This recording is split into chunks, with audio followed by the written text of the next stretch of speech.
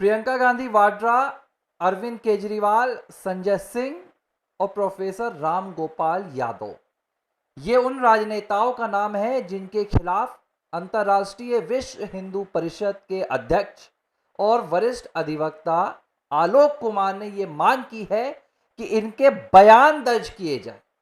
किस मामले में?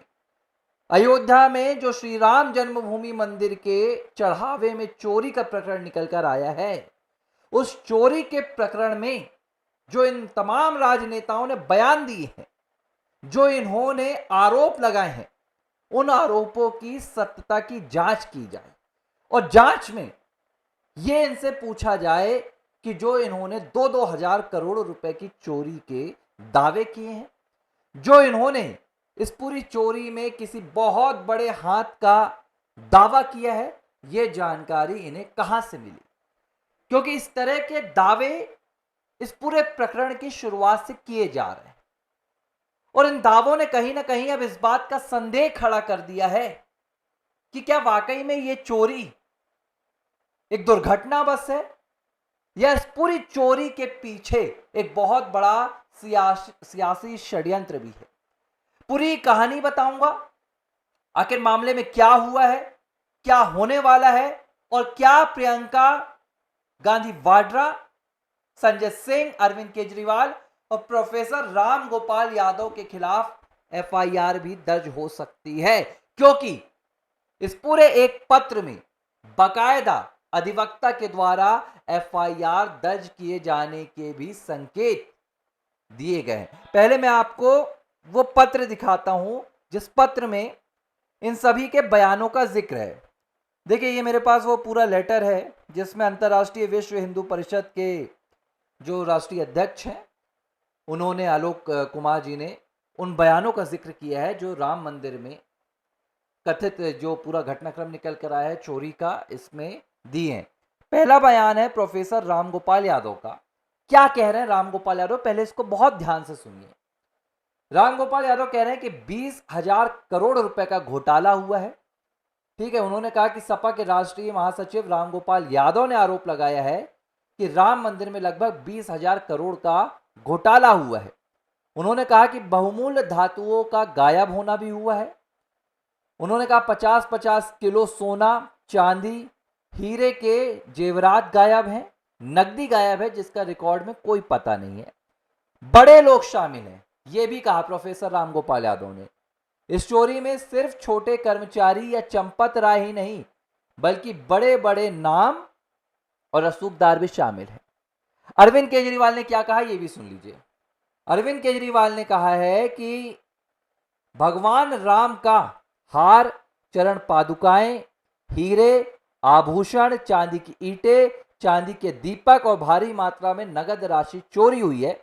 इसके अलावा 200 करोड़ रुपए का कैश भी गायब हुआ है, यह अरविंद केजरीवाल ने कहा। ठीक है, संजय सिंह का बयान पहले सुनिए। संजय सिंह ने भी यही कहा कि 200 करोड़ से अधिक की चोरी और 50 से अधिक कर्मचारियों के संलिप्त होने का आरोप लगाया।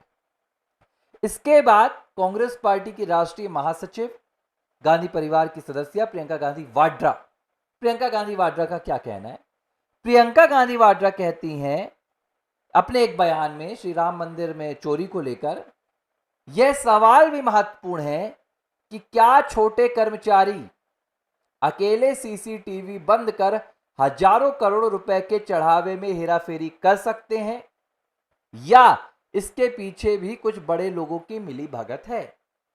ये 4 राजनेताओं के बयान अधिवक्ता आलोक कुमार ने नोट करके एसआईटी को पत्र लिखा है और एसआईटी से मांग की है कि बकायदा इन्हें दफ्तर बुलाया जाए, दफ्तर में इनके बयान नोट किए जाए, क्योंकि यह मामला साधारण नहीं है। यह मामला आस्था से जुड़ा हुआ है। और किसकी आस्था से जुड़ा हुआ है? 100 करोड़ हिंदुओं की आस्था से जुड़ा हुआ है। और अगर इस मामले में, क्योंकि प्रियंका गांधी वाड्रा देश की एक सांसद है, संजय सिंह सांसद हैं, राम गोपाल यादव सांसद हैं और केजरीवाल एक पार्टी के राष्ट्रीय अध्यक्ष हैं, संयोजक हैं, तो इनके बयान अगर सामने आ रहे हैं तो इसका देश में कहीं ना कहीं विपरीत हालात बन सकता है, विपरीत हालात पैदा कर सकते हैं।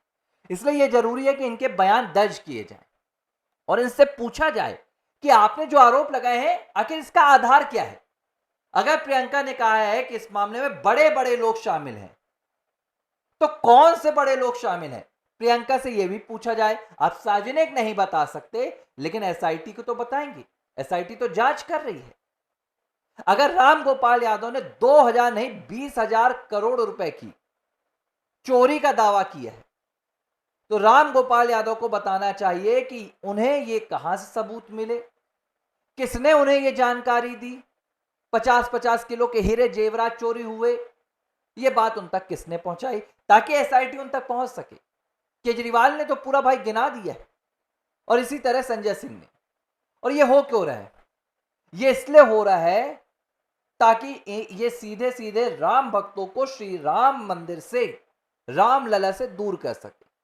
श्री रामलला को एक चोरी का वहां पर पूरा भंडार बता सके। बार बार ये बात दोहराई जा रही है, राम के नाम पर लूट हो रही है, राम के नाम पर लूट हो रही है। बार बार भगवान श्री राम का नाम घोटाले के साथ जोड़ा जा रहा है, चोरी के साथ जोड़ा जा रहा है, स्कैम के साथ जोड़ा जा रहा है। बदनाम किसे किया जा रहा है?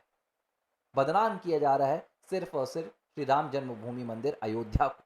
अगर ऐसा ना होता तो सिर्फ उनकी चर्चा होती जो इस चोरी में लिप्त है।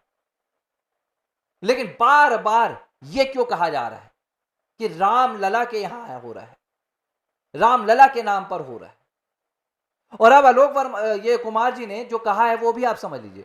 उन्होंने कहा है कि अगर ये सबूत नहीं दे पाते हैं, अगर अरविंद केजरीवाल ये नहीं बता पाते हैं तो उन्हें 200 करोड़ रुपए की चोरी का ये सबूत कहां से मिला, उनका सोर्स क्या है, तो इनके खिलाफ एफआईआर होना चाहिए।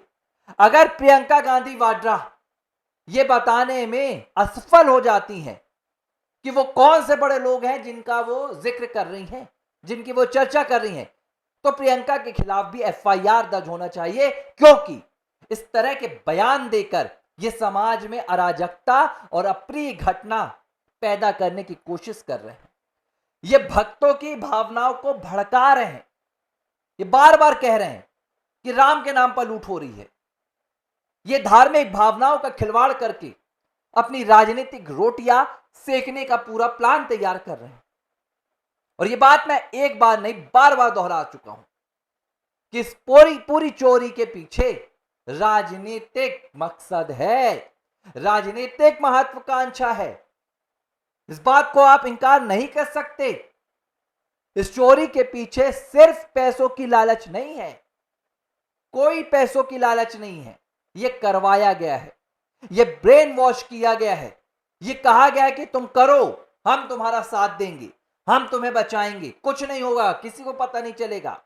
सिर्फ एक मकसद से कि भारत के सबसे बड़े आस्था के केंद्र को धूमिल किया जा सके, भारत के सबसे बड़े भक्ति के इस वक्त के केंद्र को दागदार किया जा सके।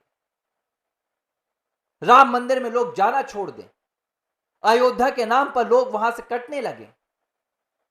यह पूरा षड्यंत्र अंतरराष्ट्रीय है, इसका सिर्फ भारत में लेना देना नहीं है। आप इस बात को समझिए। ये बार बार रिपोर्ट्स आई हैं जब से अयोध्या में 22 जनवरी साल 2024 से श्री राम जन्मभूमि मंदिर का उद्घाटन हुआ है। वो तमाम इनके जो अड्डे होते थे, जहां ये लोगों को बुलाते थे, जहां से ये अपनी हिंदू विरोधी विचारधारा का प्रचार प्रसार करते थे, वो बंद हो गए। आज उत्तर प्रदेश ही नहीं पूरे देश में अयोध्या सबसे बड़ा पर्यटकों का स्थल बन गया है। युवा 2026 1 जनवरी की आप खबर देखिएगा, मैंने वो खबर खुद वीडियो बनाई थी।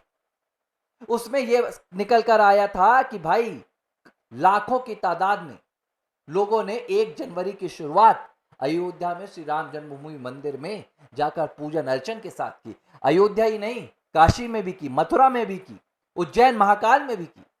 और यही लोग पहले क्या करते थे, 31 की रात को पार्टी मनाते थे, शराब होता था, मांस मदिरा होता था, सनातन विरोध अपने उफान पर रहता था। लेकिन क्या हुआ, यही मैं कहता हूं, ये जो श्री राम जन्मभूमि मंदिर है, ये कोई पर्यटन का बस केंद्र नहीं है, ये भारत के कल्याण की नींव है।